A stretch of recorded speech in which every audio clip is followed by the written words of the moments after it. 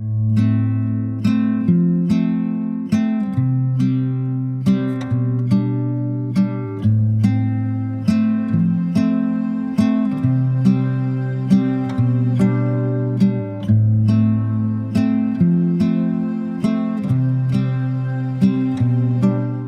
el Imperio Soviético en Europa Oriental colapsó en los últimos meses de 1989, varias revoluciones tuvieron lugar en un espacio de 6 semanas.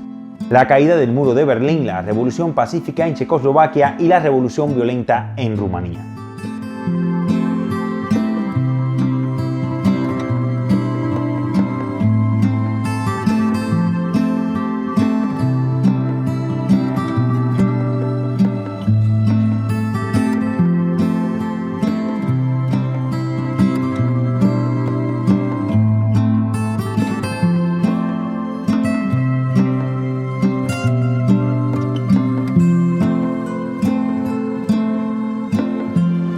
Hola y bienvenidos a Osmey Milán Channel.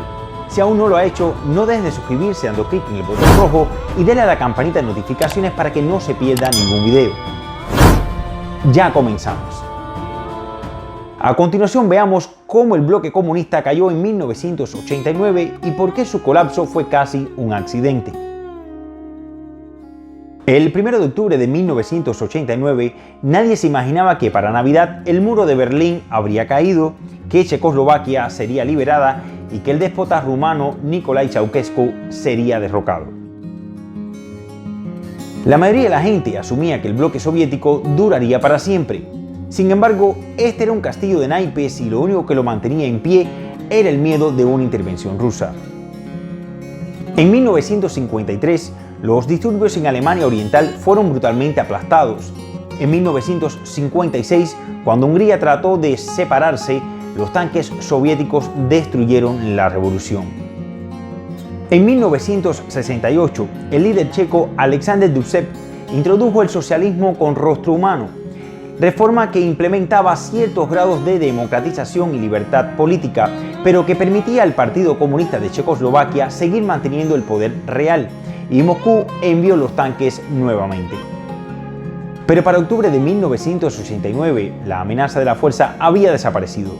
Cuando los manifestantes salieron a las calles de Alemania Oriental, el líder reformista soviético Mikhail Gorbachev advirtió al régimen de Berlín Oriental que no disparara. Sin embargo, el colapso del bloque soviético ocurrió por accidente.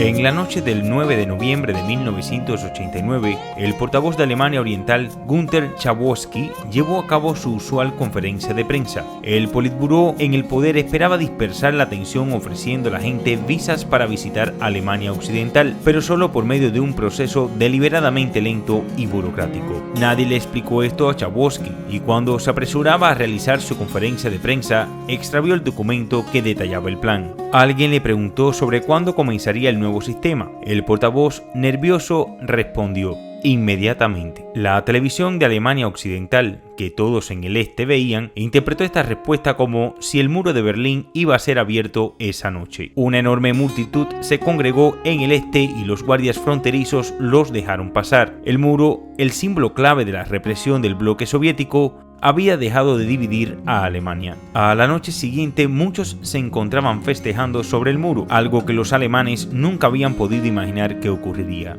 Por su parte, en la vecina Checoslovaquia, la oposición estaba dirigida por los intelectuales de la Carta 77, en la cual desafiaron a los comunistas. Ellos habían sido brutalmente reprimidos, pero su líder, el dramaturgo Václav Havel, insistía en que debían comportarse como un gobierno en espera, con propuestas detalladas para reformar la economía y las leyes. Solo 8 días después de que cayó el muro de Berlín, el 17 de noviembre, comenzó una serie de manifestaciones de protesta en la plaza de Wenceslao de Praga. Para el 19 de noviembre se podía ver que la mayoría de los ancianos que habían soportado el dolor de la invasión de 1968 caminaban fatigosamente a sus casas, mientras que los jóvenes que no recordaban 1968 se daban empujones entusiasmados para llegar a la manifestación. Lentamente, durante los días que siguieron, los ancianos también se unieron y para el 24 de noviembre la plaza estaba llena de gente. Esa noche, a Alexander Dubček, el líder en 1968 1968, que había estado bajo arresto domiciliario desde entonces, llegó al edificio Melantrich desde donde se miraba la plaza. La multitud clamó jubilosamente. La voz de Dušek tembló al principio, pero después se fortaleció. La luz estaba aquí antes. Debemos actuar ahora para que la luz vuelva otra vez. La gente lloraba abiertamente. Más tarde, esa noche, en la sede del grupo de la Carta 77, en el Teatro Linterna Mágica, se pudo mirar a Dušek y Havel y los otros sentados en el escenario. Su portavoz, Jan Urban, llegó apresurado con una botella de champán y anunció que el régimen comunista había renunciado, la revolución había terminado y había sido totalmente pacífica.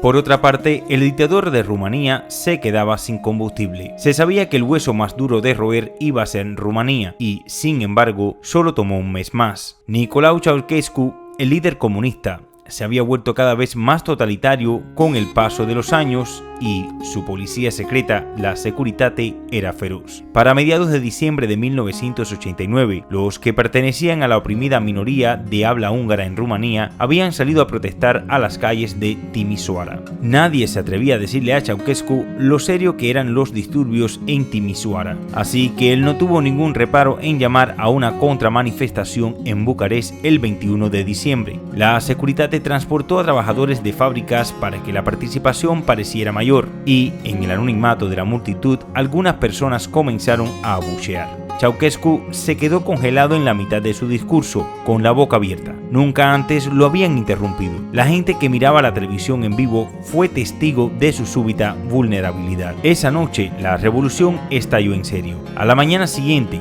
el 22 de diciembre, Ceausescu y su esposa Elena abordaron un helicóptero justo cuando la multitud había allanado la sede del gobierno y se dirigieron hacia el norte. El piloto, sin embargo, aterrizó antes argumentando que se había quedado sin combustible. Los guardaespaldas de los Ceausescu se evaporaron. Elena, más fuerte que su esposo, sacó una pistola y secuestró un auto que iba pasando. Al final fueron capturados. Muchos periodistas filmaron en el departamento abandonado de los Ceausescu y muchas de las pertenencias del dictador fueron regaladas como recuerdo.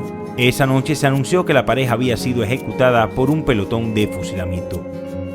Sin embargo, y a pesar de ser probado históricamente el fracaso de un sistema totalitario y dictatorial como lo ha sido el comunismo, aún en el 2021 suman aproximadamente 1.540 millones de habitantes agrupados en los únicos 5 países comunistas que quedan en el mundo. Los que sobreviven bajo el sistema de partido único heredado del marxismo-leninismo y a quienes se les impide cualquier tipo de oposición y de libertad de expresión. Solo uno de ellos se abrió a la economía de mercado. China es comunista desde 1949, Cuba desde 1961, Laos desde 1975, Vietnam del Norte desde 1945 o desde 1976 si se tiene en cuenta su reunificación con Vietnam del Sur. Corea del Norte, si bien reniega del marxismo, es vista como un estado socialista. Pero hay otros países, además de los mencionados, que también pasaron por el comunismo, y no son pocos. Aquí la lista: Albania, Angola, Benín, Bulgaria, Congo-Brazzaville, Hungría, Etiopía, Granada, Camboya, Mongolia, Mozambique, Polonia, Somalia, Yemen del Sur y Yugoslavia. En la actualidad, a los expaíses comunistas les cuesta mucho ser democráticos. Luego de estar medio siglo o más bajo el control directo o indirecto de la Unión Soviética, su precipitada desintegración a principios de 1990 empujó a una veintena de países a fundar democracias de un día para otro. Algunos de ellos habían tenido experiencias republicanas a comienzos del siglo XX, pero otros no. Esa distinción se plasmó en una marcada diferencia entre los que pudieron integrarse al resto de Europa y desarrollar democracias más o menos consolidadas y los que, tantos años después, todavía viven entre la inestabilidad, la corrupción y el autoritarismo.